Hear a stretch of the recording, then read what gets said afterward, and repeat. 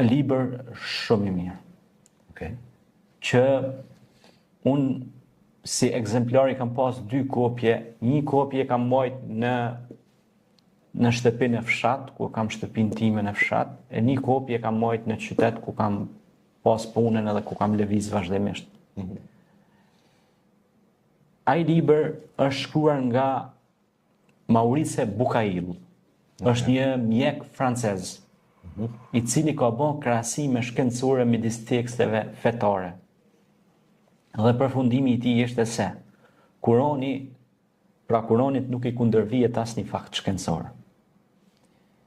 Ndërsa në librin e vjetër dhe të ri ka tek dhjata, tek Bibla pra, ka pasaktësi të shumta shkencore.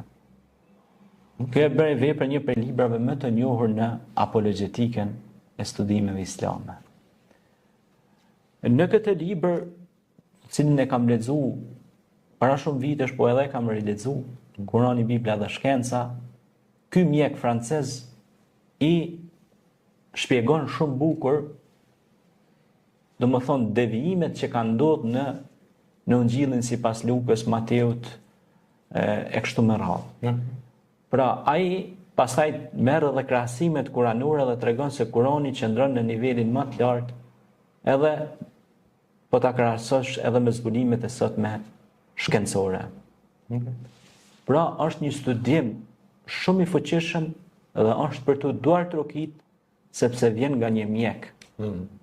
Pra, sepse po të vi nga një studius i feve nuk është për të çudit.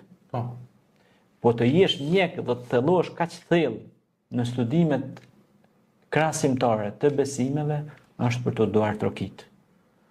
Dhe ky libër është një informacion edhe është një studim mjaft i duhur për çdo musliman, po për çdo njeri që ka paqartësi rreth Biblës së sotme, dhjatës së re, dhjatës së vjetër po ashtu, dhe Kuranit. Ai i qartëson shumë mirë pra shtrembërimet që janë bërë pra në versetet e dhjatës së re, sipas studimeve të tij.